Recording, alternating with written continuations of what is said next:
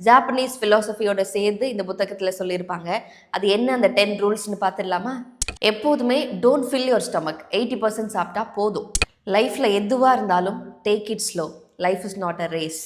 Get in shape daily, ஜென்டிலாகவும் இருக்கணும், கன்சிஸ்டண்ட்டாகவும் இருக்கணும். உங்களோட அடுத்த பர்த்டேக்குள்ளே நீங்கள் விரும்புகிற பாடி ஷேப்போடு இருக்கணும். அப்புறம் ரொம்ப முக்கியமானது, surround your self with good friends.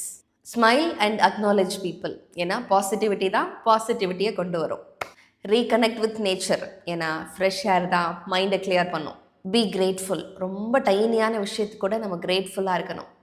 Live in the moment, past பற்றின வருத்தமோ ஃப்யூச்சர் பற்றின ஆன்சைட்டியோ இருக்கவே கூடாது.